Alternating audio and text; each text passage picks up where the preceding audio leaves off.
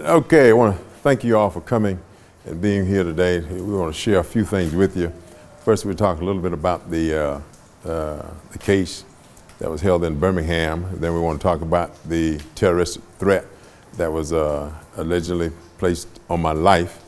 We want to talk about a municipal court, and we want to talk about how we can move forward on some healing and making some things happen. Let me thank Mr. Glenn Ray, the president of the Calhoun County NAACP, for being there, and Mr. Reverend Montgomery, he's not here now, but in the courtroom, and last but not least, my friend and colleague, Councilman David Reddick, for being there. And it was a trying time, but it was, I think, something that may have been necessary to shine some light on a lot of things that were there. Also, the deputies that was in Birmingham and just the Birmingham city itself, it was really nice, and the people stopping us on the street. We see y'all on television, so y'all doing a good job there. We see y'all on television and explaining and just what was going on in Anniston. They were very helpful, and just the overall atmosphere, and we thankful. And to the outcome, it could have been a lot better. Whether we are pleased with that, we don't know yet. We will have to continue to sort out some things about that. But let me say this, it was very amazing and very disheartening to have the mayor of the city of Anniston to come and get on the witness stand and just outright lied. So I'm not talking about something that hadn't happened in the courtroom, so we're not divulging anything. This is exactly what happened. The mayor sat on the witness stand and lied. Tanner Bryant sat there and lied. The former city manager, Kent Davis, sat on the witness stand and just boldly outright lied. First of all, he said that pulling the cars or nuisance list from the consent agenda was never done before that particular time that David and I requested to be off, and it was never done after that particular time. Well, we just pulled the minutes, I think about last month or something, it was, where the mayor it was on the table. We had pulled it from the consent agenda and was placed on the table once we had talked about it. The mayor asked for it to be pulled from the table, and the mayor himself voted the list down. She said she had never had one voted down before nor afterward. So that proved that they were lying right there. And the other thing, and I want to say this, that was the parliamentary procedure was a little confusing, I think, to a lot of people in the courtroom, and we didn't get into it enough, but we did state, listen, in our procedure, we have it's the majority, the whole that was there. We had 4 members there that night, 4. And Robert Rules of Order says, because the judge asked himself, if he had abstained, would it have passed? Kent Davis sat there, well, no, I don't know, I'm not the parliamentarian. I don't think it would have passed because then it would have been 2-1. Mr. Davis knew he's not the parliamentarian, but he's the assistant parliamentarian.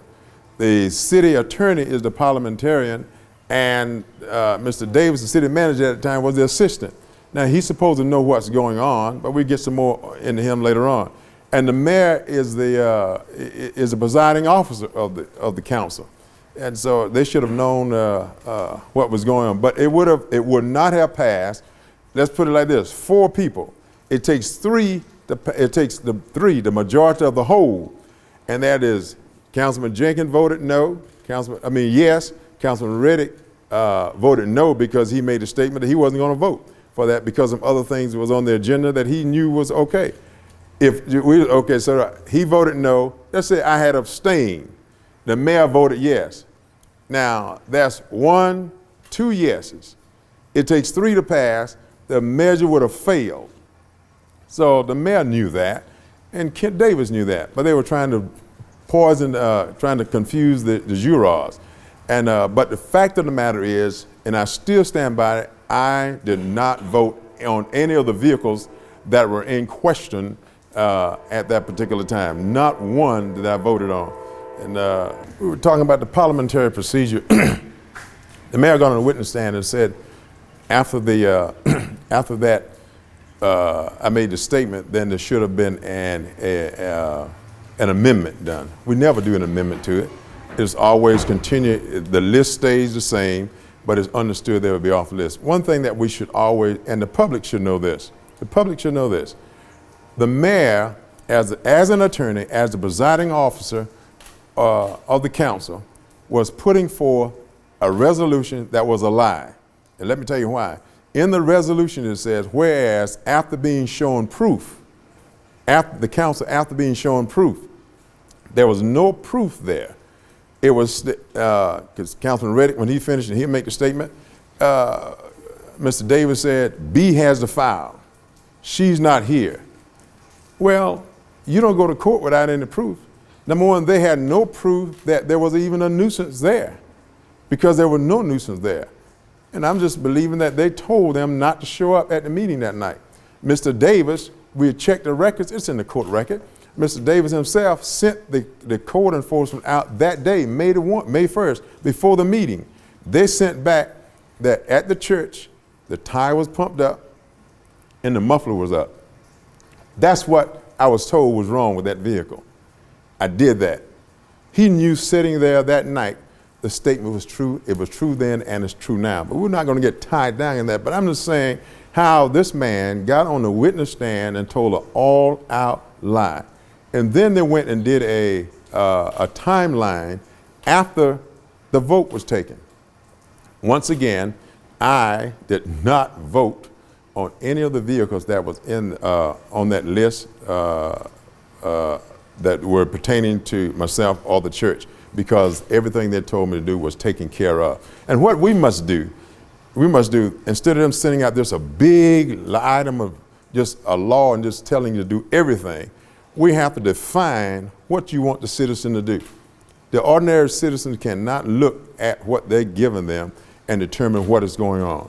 So that we must do that. And this is not the first time these kind of things have happened. She has made various mistakes throughout time. And who is she? Tanner Bryant. Okay. She has made various mistakes. And I have 3 people now that have contacted me this year that we tore down a house and they had never received any notice for. Let me say this. They're going to say this was a nuisance, okay? They sent, and they said they did this because I was a council member, out of courtesy, sent me a notice to take care of certain issues by a certain time. I did that. Then they said because it was a nuisance is the reason why, because it was a nuisance is the reason why it should have gone to the abatement process, but it shouldn't have gone, like I said, because it was taken care of. They said it did it because of me, and then they got on the stand and said, well, it's a courtesy, they do it to everybody. Knock on the door, seeking you get it taken care of before it gets to the nuisance stage. That's exactly what was done. The fact of the matter is they were not at the meeting and no pictures was there to even prove that there was a nuisance and everything was taken care of. So that's a dereliction of duty. The city manager is responsible for compiling everything for the agenda and having everything there.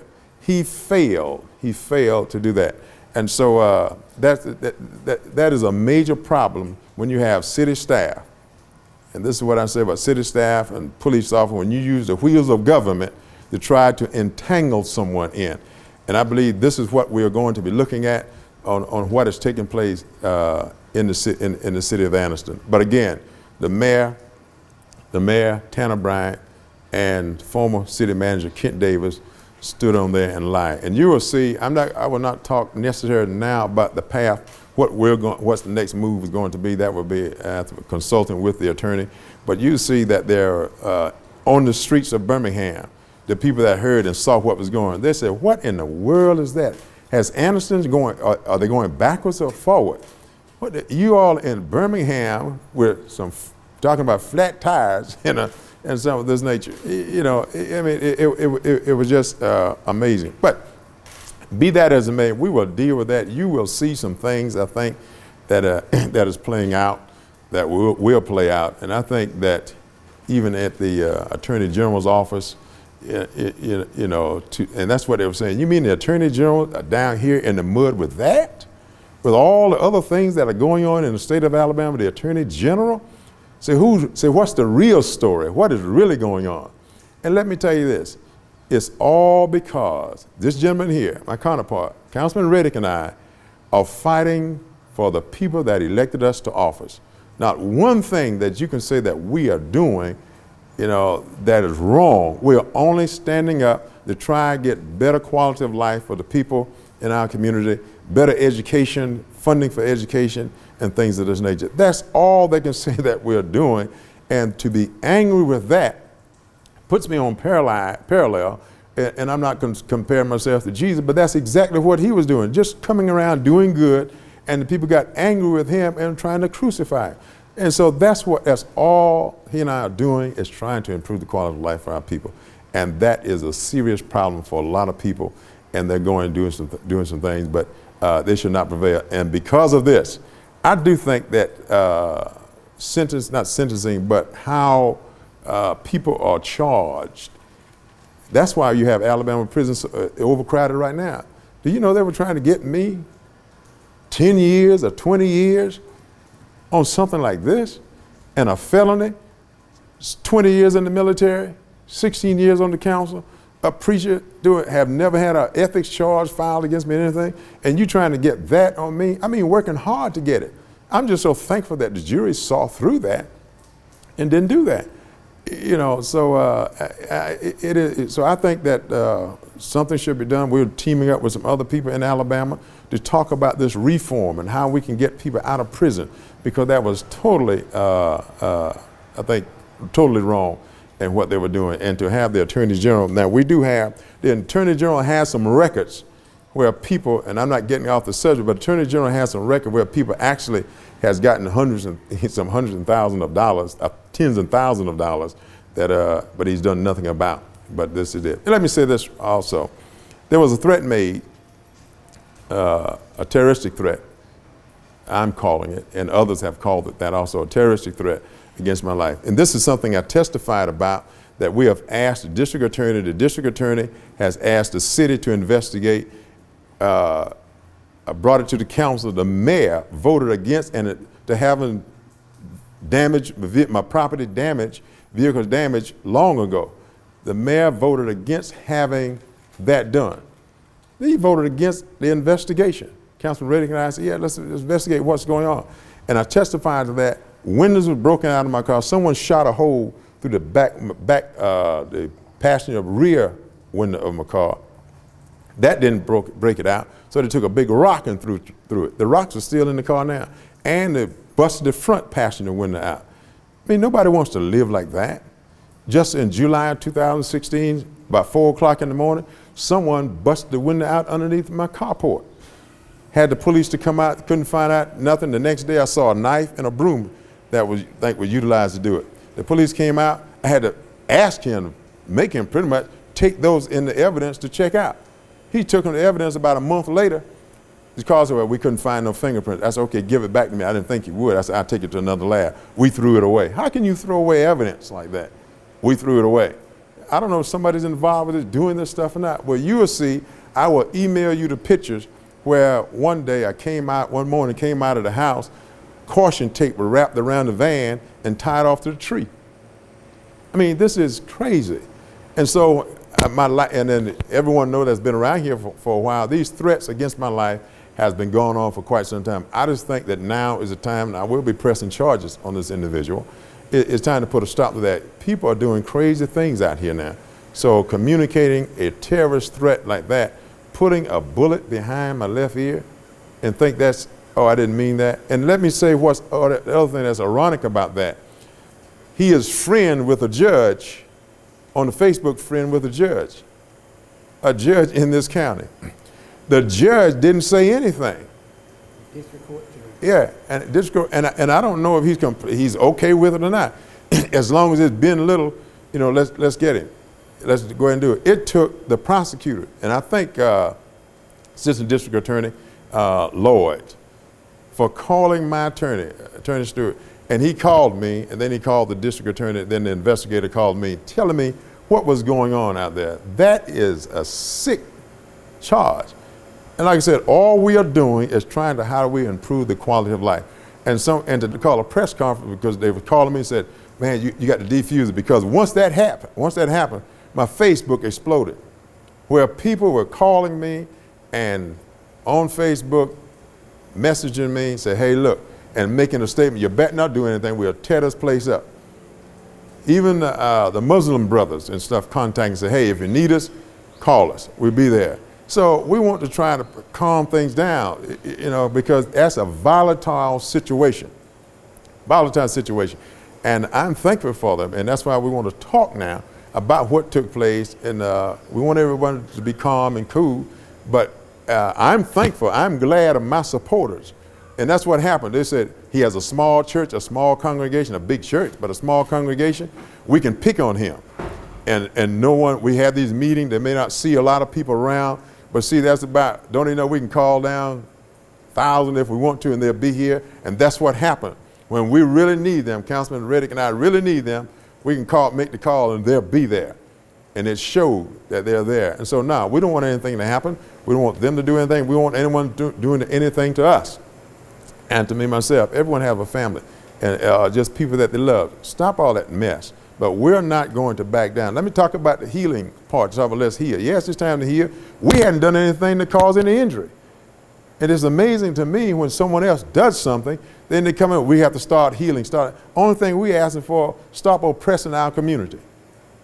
And we thought the time had changed. We had turned the corner just a little bit. Right now we have on the books, getting ready to do the Dr. David Satcher Leadership Health Institute, the Civil Rights Institute, the Senior Citizen Center. Councilman Reddick has several things that he has on the drawing board.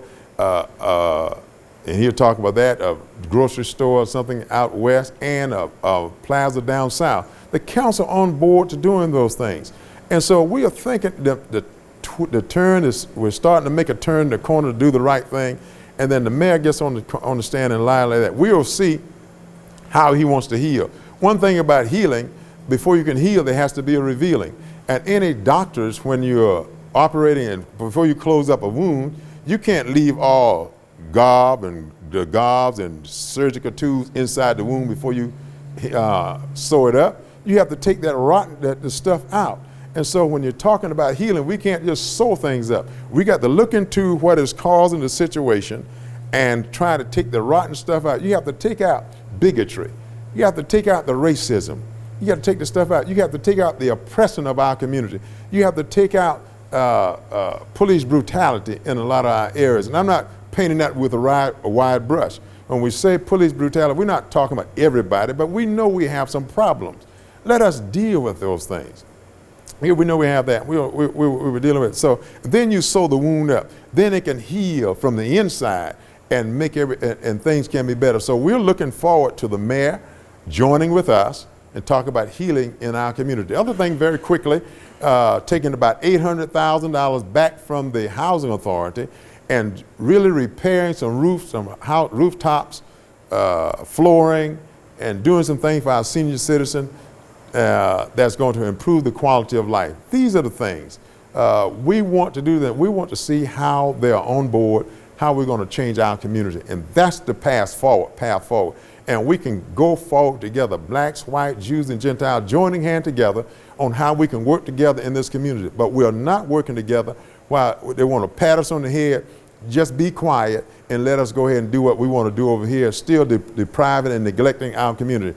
It's time out for that. We're here to ensure that we get some things done in our community. And I think we have great days ahead, and we can do this in short order. And we have a lot of things on the table that will be coming forward very quickly to make some things happen. But again, I thank my colleague, Councilman Reddick, and for being here. And I want to say one other thing about the municipal court. We have a problem in the municipal court. We're going to have to deal with that problem in the municipal court. That is coming up at the next council work session on some things that has taken place. And you will be amazed on we cannot have a prosecutor doing what he has done to the individual in that municipal court. And I'm not talking just to be talking. We have the factual proof. Can I have that? We cannot have a judge sitting in the municipal court and going along with the prosecutor and doing what they're doing. These people are coming into court. They don't have money just to throw away. And so I think that the challenge is, and the call was, we have to be like Job. God said, Job, you're going through this because I want you to go tell a backsliding nation that I love them. And you have to go through losing someone you really love so you can tell someone how I really feel, because I'm losing my people and I want them to come back to me. So we're talking about healing. The scripture is clear. If my people who are called by my name will humble themselves and pray, turn from their wicked ways, amen, and he can heal the land. Amen. He'll speak to God and God will heal the land. So you were talking about a healing. The formula is clear. You have to turn from your wicked ways. I hadn't done anything wrong. You're out there trying to lay a trap for me, trying to help people. And that's the only thing. You're mad because of that. The devil is a liar, and we cannot stand by and allow that to happen. And Council, by the fact, there's a lot of conversation said, Ben Little next step. What's the next? My next step is to continue to do what I'm supposed to be doing, serving the people that put me in office, and doing what I can to improve the quality of life with education and doing things of this nature.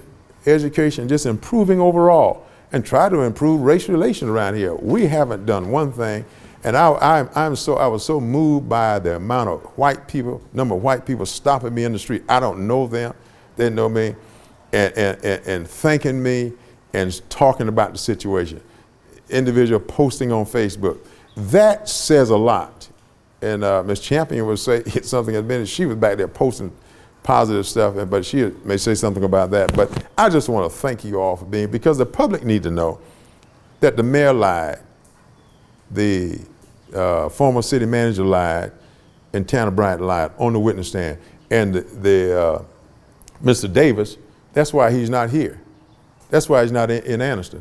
I wrote him up because he was dereliction of duty. He failed to do his job, and I reckon that's what he was trying to get back at him. He failed to do his job. I've wrote him up several letters of concern. I have the proof. I'm not talking, because he failed to look out in our community, the people that I represent. He weren't doing what he's supposed to do. I wrote him up, and I was about to call for him to resign that night that he did resign. He knew it, and I sent the emails to him that I was going to call for him, for he needed to resign because he failed to do his job. And on the witness stand, he lied worse than a rug.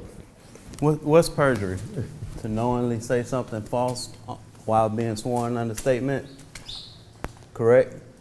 I think so. I don't know. As I understand perjury, that's perjury. So for the mayor to say that the city council didn't have a practice that we practice every day, and we have on record 2 city managers stating that the way we deal with our nuisance and abatement is if an item is brought before the council, unless code enforcement readdresses the council once a citizen comes before the council, we don't vote on that agenda item. Because there was a council meeting where I made the response, should we make a motion to pull these items off of the abatement agenda? And I was told by 2 city council meetings at 2 city council managers, including Kent Davis and Jay Johnson, that according to our policy, once a citizen comes before the council, unless code enforcement requests that we keep that item on the agenda, it is not voted on that night. So for the mayor to get before a judge as an attorney and tell the judge that we have never had that practice and we've never done that and we have to have an amendment because I requested an amendment in a council meeting, and I was told according to this Anniston City Council Managers Act process, that is what we do.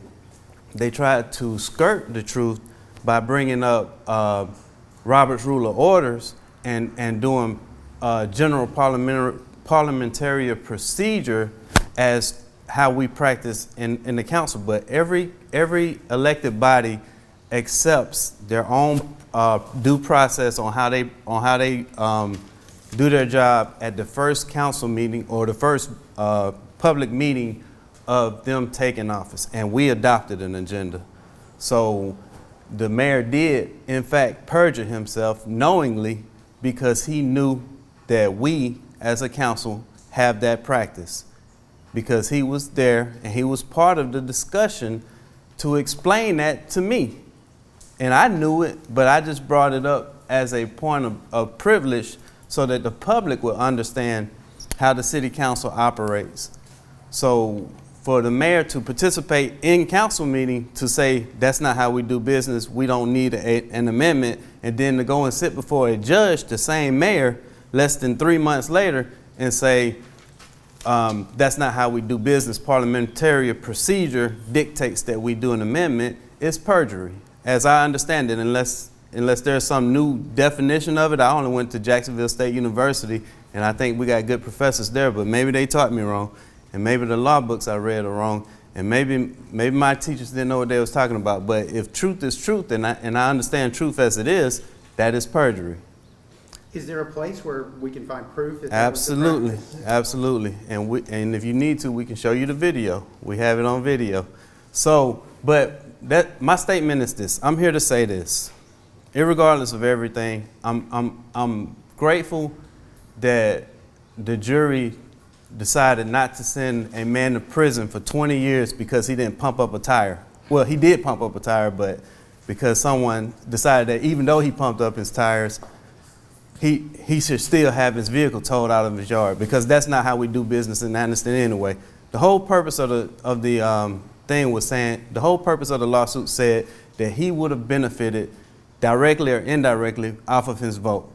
But if he had already made the corrections to the vehicles that he was requested to make, and the council go and pull his vehicles anyway, if they still intended to take this man's property anyway, they violated his law as a citizen, and they violated due process. So either they were intending to violate this man's rights, or he didn't violate any laws, whether it was taken off the agenda or not, because the corrections have been made. However, what I'm here to say is this. I'm here to say there's a word of prophecy over the city of Anniston. This is what thus saith the Lord. Anniston is getting ready to experience revival.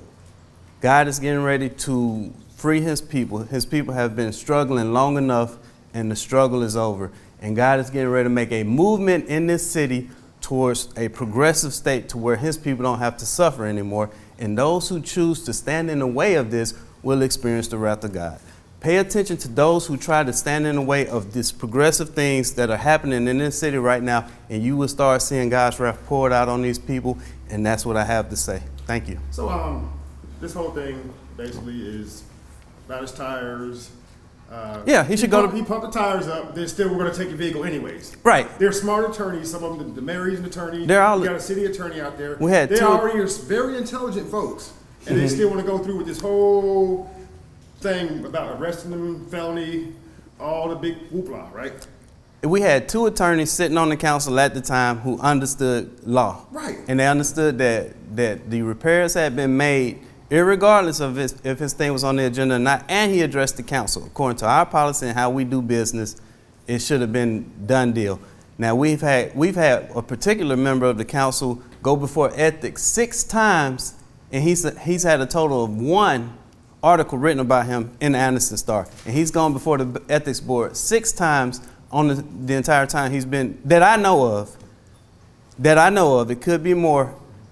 He's had exactly 1 article written about him in the Anniston Star. Was that because I had several articles written about me because I walked into the wrong barbershop at the wrong time. So what are we addressing? We're addressing a situation where you finally, for the first time in the history of the city, you have 2 minority council members that chose to stay together and not fight each other publicly, and to support one another. And there is a backdraft of anger because we decided that our people are more important than any of our petty differences. And like I say, this is a new day, this is a new age, and we serve a big God that is making things happen. He's heard the prayers of his people, and he will intercede on their behalf, and you guys will see it. I'm making the statement now. Prove me wrong, but you will begin to see the wrath of God poured out on those who stand against God's move for this city. Okay. We have a council member that has been before the ethics board a minimum of 6 times and has had 1 article written about it. Okay. I have video of that also on the votes on that. But Thank you. Anyhow, so as far as the threats that were made to your life, has there been an arrest made on that, or they're still talking to a person of interest? That's being taken care of as we speak, I think. So you'll be hearing more about that. I don't want to elaborate on it right now, but it's being taken care of. Just before you go, we go to Mr. Ray. This vote, as I stated before, was not a financial gain vote. And I didn't do anything, but it was a nuisance vote.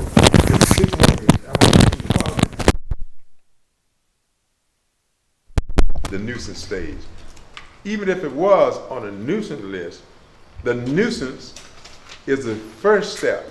The next step is an abatement. That's after that vote is the financial way a record may come in. A record don't come in on a nuisance vote. And this is where you prevent it going to. Well, look, that's due process.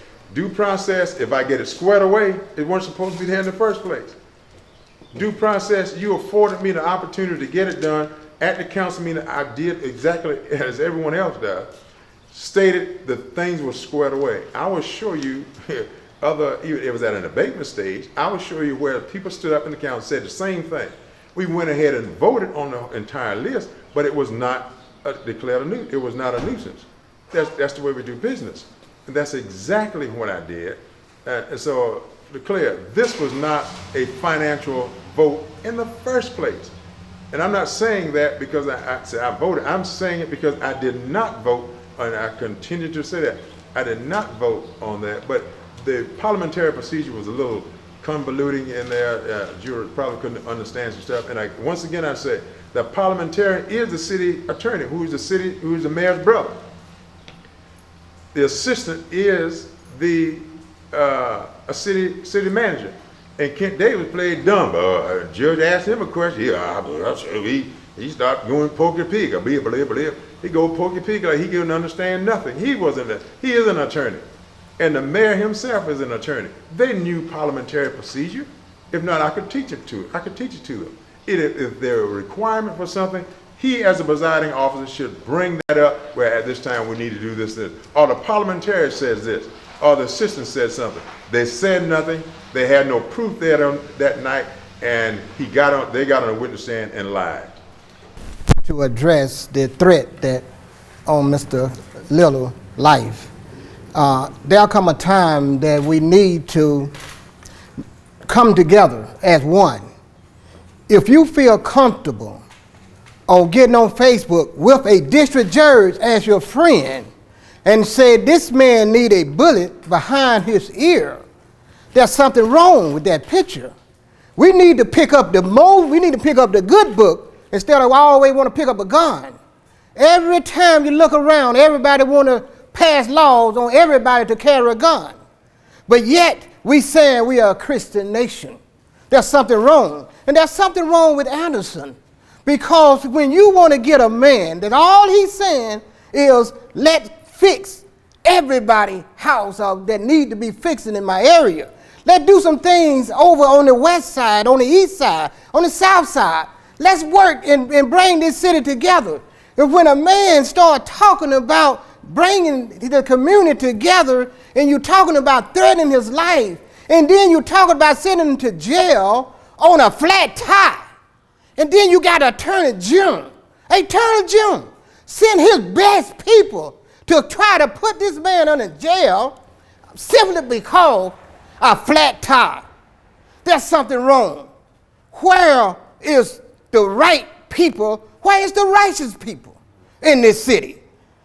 Where is the Attorney General when you sending your very best? And I heard a lady say over there in the courthouse, in the courtroom, said, I thought they was coming over here because someone had embellished thousands or hundreds of thousands or millions of dollars. She said, I thought that we were getting a good case, and all they talking about is a flat tire. A flat tire. There's something wrong. And I'm hurt. I really am. Because when you go to that extreme on a man, whether you like him or not, he said things that I may not like. But I'm not going to say I need to put a bullet in his head. There's white people that I may not like, but I'm not going to talk about putting a bullet in their head. There's white people that I do like. We cannot continue to live in Anderson divided. You cannot put your car in reverse and go forward. You can't do that. And we have two good councilmen, and all they want is people to do right in their area. When you start talking about putting things in the black community, people start talking about shooting you in the head. And this individual don't even live in Anderson. He lives in Oxford. And I said this. I have been getting all kind of phone calls. Mr. Ray, we need to get together. We got to do something about this. We need to get together, and we are going to get together as a community. We're going to get together because I am tired. I am tired. And I want to say this. There shouldn't be a charge or a crime walking while black, driving while black, living while black. Going in when you can't even go and have a good time in your own home, and then you get gunned down and killed in your own house. There's some change need to come in this country. There's some healing in this country, and it needs to come from the top. There are people that mislead the flocks of God in this country. We cannot be a Christian country and living like the devil. That's not going to happen. And so I can say this, Anderson, Alabama, we going to have to come together and unite as one to move this city forward. We cannot put the blame on two people that their votes can't even go nowhere because you got three that vote them down. So quit trying to talk about the two black people killing this city, because that's not happening. What's killing this city is we not working together. We are divided. We still living in the 50s and the 60s. And we are not moving forward. And so I'm saying this, as the president of the NAACP, we're either going to live together or we'll be divided and we'll shut this city down. Thank you. My name is Ralph Bradford. My name is Ralph Bradford, citizen of Anderson. I've come here today to share with you all some of the things that's being discussed here. About a month ago, I went before the Anderson City Council, and I asked the council, let's have a discussion, a town hall meeting on race. The Anderson City Council accepted. I've been in touch with Jacksonville State, who's looking forward to participating in this program. I've talked to Talladega College. They are looking forward to being a part of this. I got a call yesterday from Alabama State. They are willing to send professors here to have the discussion about race here in Alabama, and also waiting to hear from Alabama A&M. The date and place for having this event has not been set yet, but we hope to do it here real soon. We will notify you all because we think it is very important that you guys, we sit down and talk with each other and not at each other. Too much of this has gone on into this city. A lot of things that these guys has been doing, to include myself, has been for the moving this city forward. But the power that bees here look at everything that these guys does to help the city. They look at it as if they're hurting the city. No, we are moving forward for the future of this city. We all love this city. We like Anderson. But if you look at the media and you look at the local government, you think that we've committed a crime simply by trying to help this city grow. So in the near future, short future, we will have a news conference to let you all know when this event is going to happen. The Anderson City Council has already accepted. I'm going before the county commission. I'm going to dig up Dale Mars, who reapportioned us out of our district. And then I'm going to get in touch with Mike Rogers. Now, they might not come. That's good. They are our representative. They are our representative. And if they don't show, it's not a surprise to those of us who live in the African American community when the white politician doesn't show.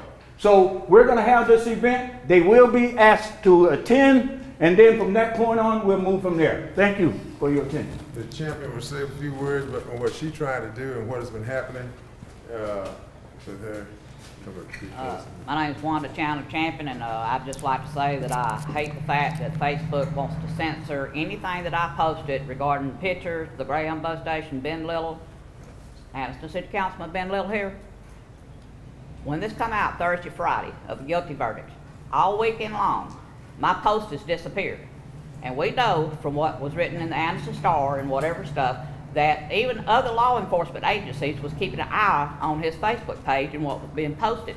Just like the thing about the shooting, you know, that they said shooting.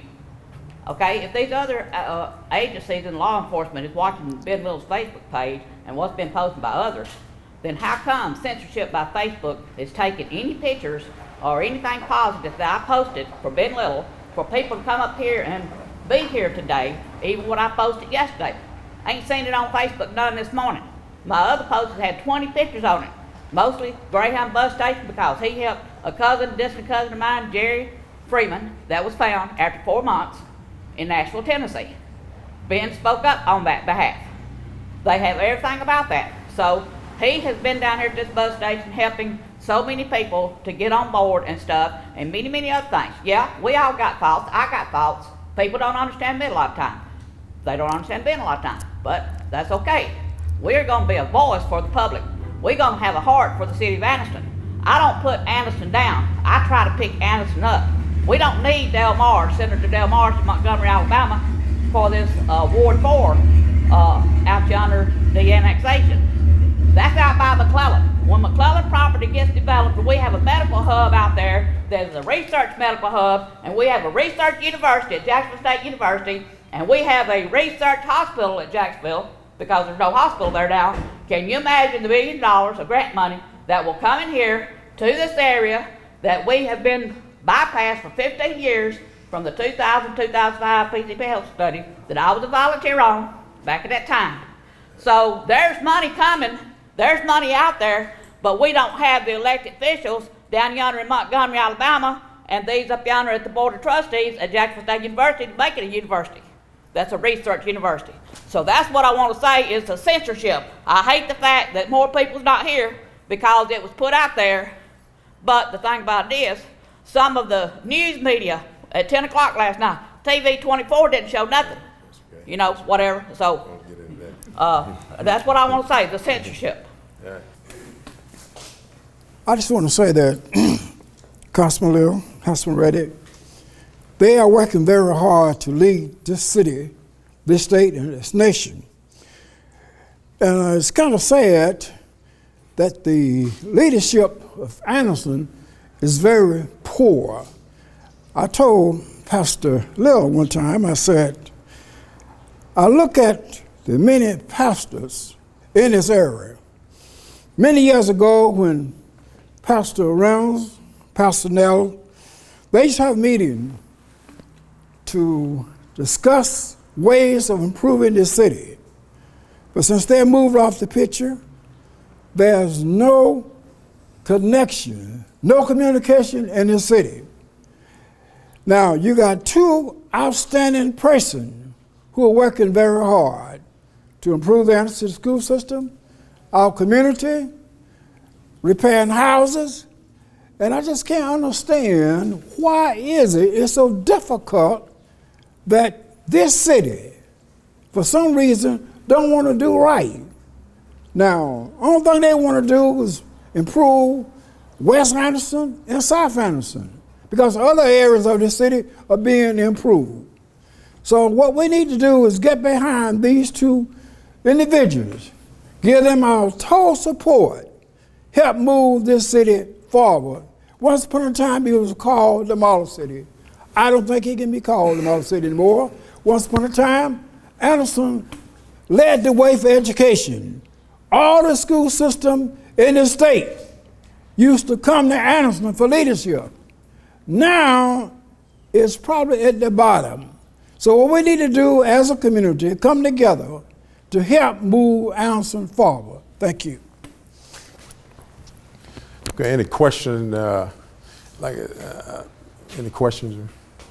Councilman Little, you said that you've received a number of notifications from people of support on Facebook. Sure. Is that the same Facebook page that was discussed in the courtroom? Yes. Okay. Yes. Have you figured out what's the source of that post on that page that you said on the stand that you didn't post? Yeah, I didn't. Is that hijacking or what is that? I don't know what it's called, but I did not post that there. But it stated the truth. I did not vote on my vehicle. I mean, that was the truth. that the statement that was made. So, but I did not post that statement, but that's what I said. I did not post that statement. But as I stated before, I did not vote on the vehicles in question because the things were taken care of. And I will give you the resolution of that night where it stated there after receiving proof. And the statement you will see in the minutes where there was no proof there, that night. And the mayor was, so if you have a fault, a defected resolution, that's a defect by itself. And the mayor's an attorney, he knew better than that. You can't go in the courtroom, as I stated before, without any proof. And that's what happened. In there without any proof. But my statement that those vehicles was taken care of, that's our procedure, and we'll stick with that. That's what took place. I will show you also, and you were in the courtroom where the statement was made. We had never taken those nuisance vote out of consent agenda before, and we never did it afterwards, and they had never been voted, and it was never voted down before. And I will show you that where it was taken off the consent agenda before and placed on the table once, and the mayor motioned to pull it off the table, and the mayor himself voted the nuisance list down. I will show you that. I will show you that. I will show you once again, you heard the threat on my life. I will show you, you will see the picture, and I talked about it in the courtroom, where people were breaking out my car window. That's why the car is parked there now. I'm still waiting on an investigation to take place. And the mayor himself voted against an investigation to take place, but yet he can come to the courtroom and outright lied on the witness stand. He lied, Tanner Bryant lied, Kent Davis lied. And it was intentional. Again, I can't say exactly what will our next move would be. We're still waiting. We were waiting after December the 12th, and then we consult the attorney to do things. And I don't want to say anything now to inflame anything. I'm just talking now what took place during the trial, and it is very irritable when, like I stated before, if we want to move forward, you cannot move forward oppressing West Anderson, South Anderson. Councilman Reddick and I vote for things to take place in North Anderson, East Anderson. Matter of fact, right now there's a project going on in Golden Springs where I have committed $50,000 of my capital improvement funds to help them complete that project. We will recoup it back out of the Community Development Block Grant Fund to take care of some things in our community. As I stated before, yes, we want to heal. We want to do things for across this city. We want to do things for education. Why is it that when Councilman Reddick and I try to get more money funding for education, we have to grip and grab and pull and things of that nature? That shouldn't have to be. It shouldn't have to be. We should look, if we want to move this community forward and help this community, it should automatically be in the city manager budget when it gets to the council, X number of dollars above and beyond for education. I mean, there's no problem. There's not a problem in doing that, and there's a lot of things that happen in the budget. And I'll say this: we were in a conference once in Washington D.C., and I'm not promoting any presidential candidate, anything of this nature. But the statement was made. So someone asked, was telling Vice President Vice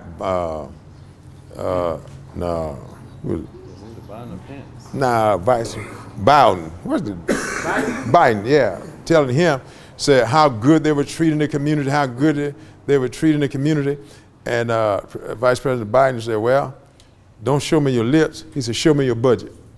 He said, I can look at your budget and tell how well you treating the community. Because if nothing is happening over here and you're putting a lot of things over here, then your budget is unbalanced and unfair. Right? Like I said, I'm not supporting and promoting any, I'm just making a statement that was related to us at the conference. And so that's why we travel to conference, we get information and new things and how to get things when we arrive back here. But we're concerned about this community just as anyone else.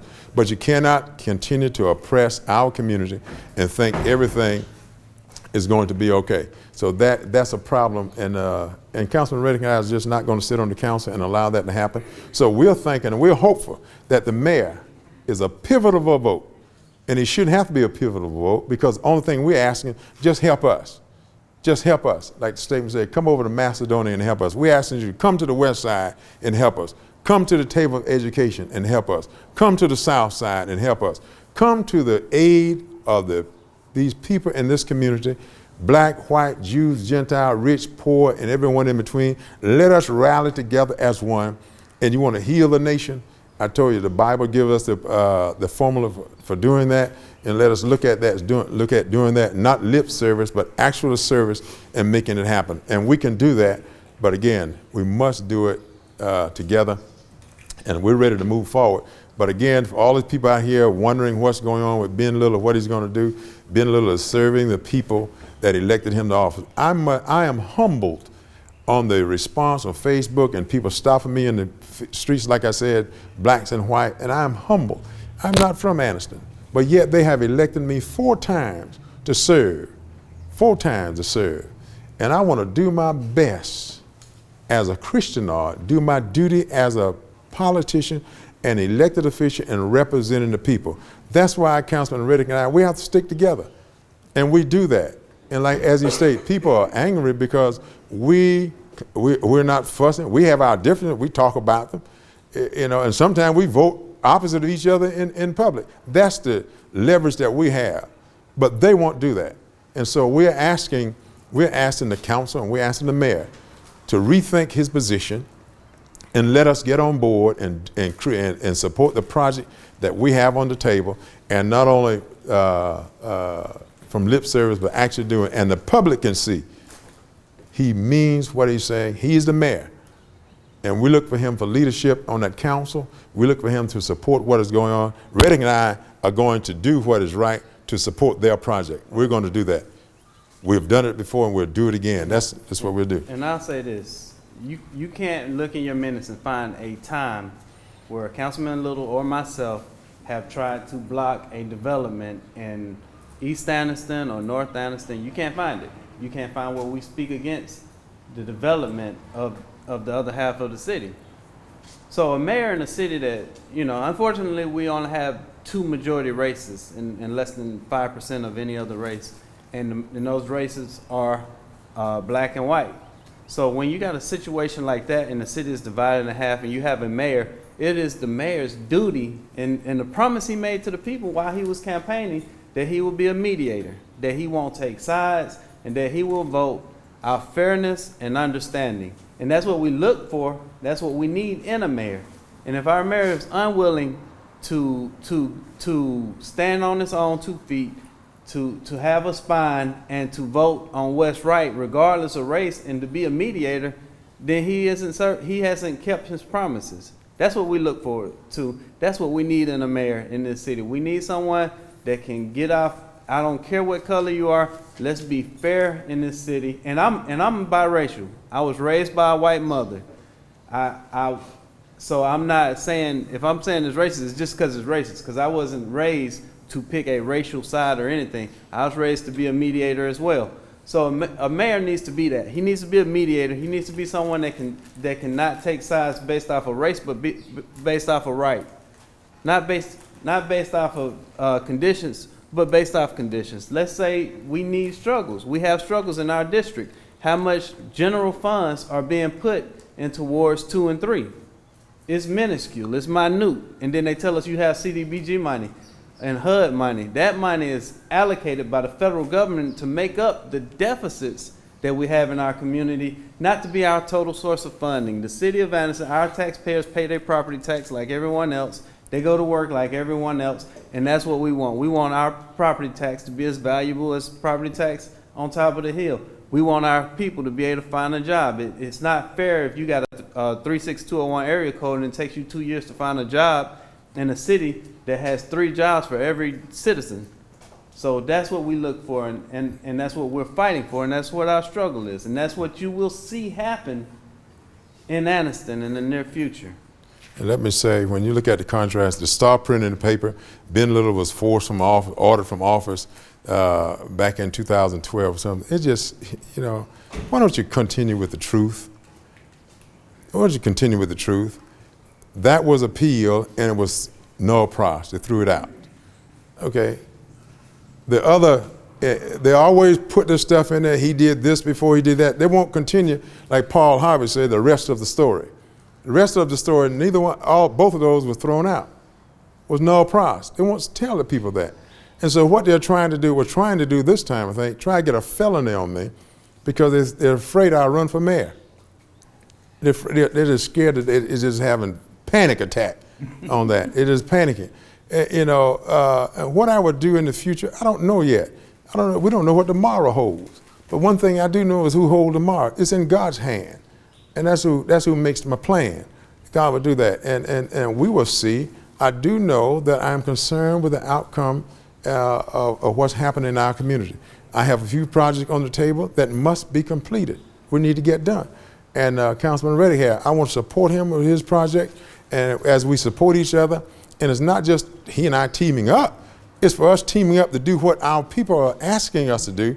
They're doing what they're being asked to do. Out of $41 million budget or so, we may be getting about less than $500,000 with the general fund doing it. That's not fair.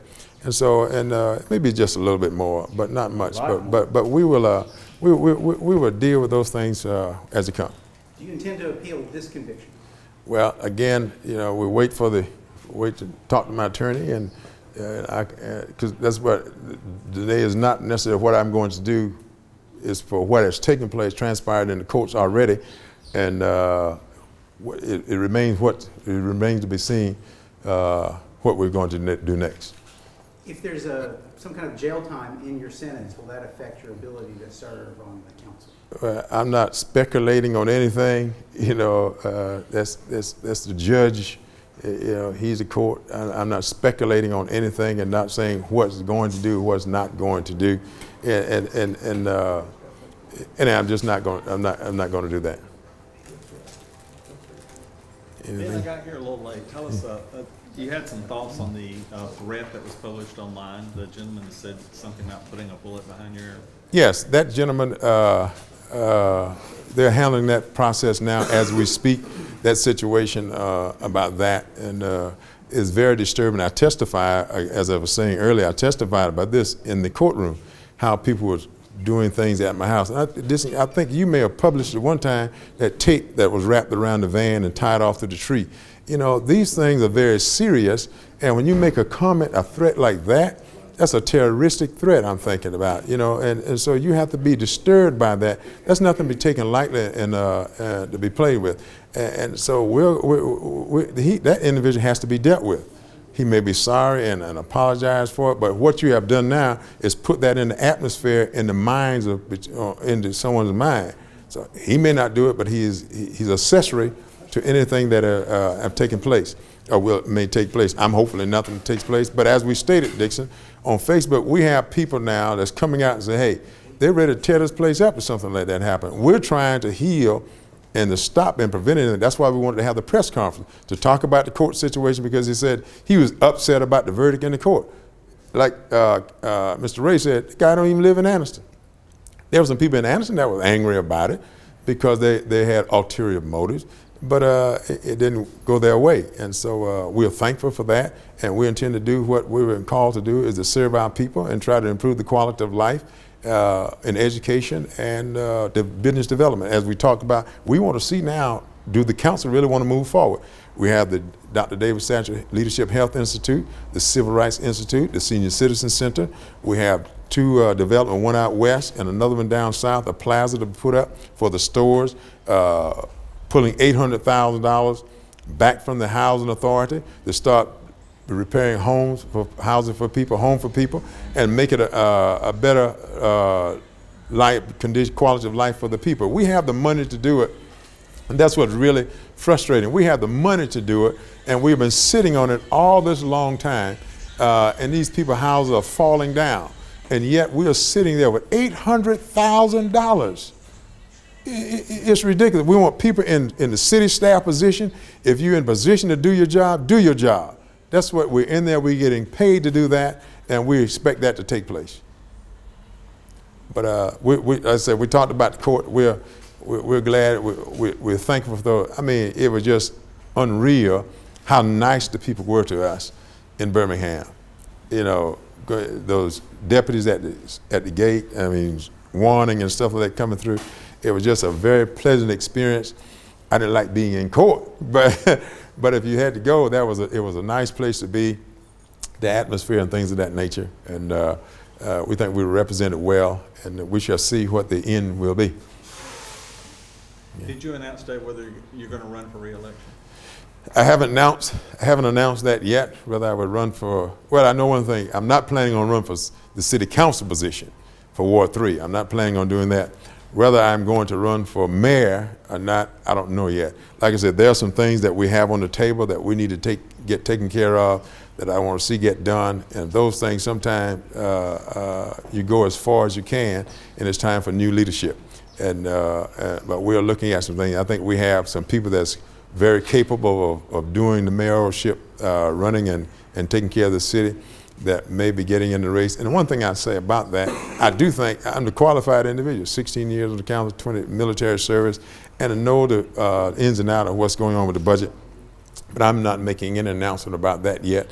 I will say this, I will ask for the mayor's salary to be cut from $65,000 down to about $18,000 when that time comes. In February of next year is the time we vote on that, and I will ask for that salary. If we have a city manager and the Council Manager Act, the way we have now, city manager for day-to-day operation, I will ask for the mayor's salary to be cut from $65,000 to $18,000 a year, and then we shall see where things go from there.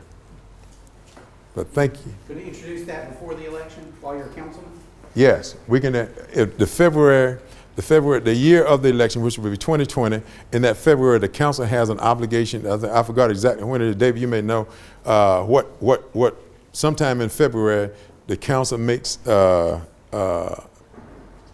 states what we want the salary to be, if any change is going to be for the next council. It's not for this council, but it will take effect at the next council. So we will visit that at that particular time.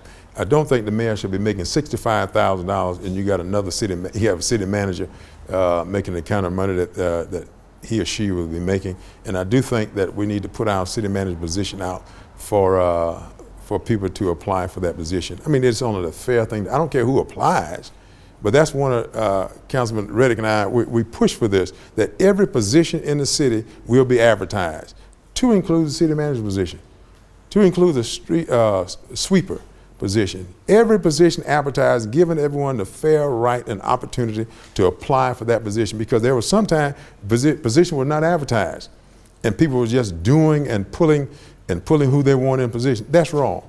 We want to stop that and make it an ample opportunity for each and everybody. Thank you all, and I will provide you all with that tape around my van. I also will provide you with the minutes where the mayor voted to against the nuisance list.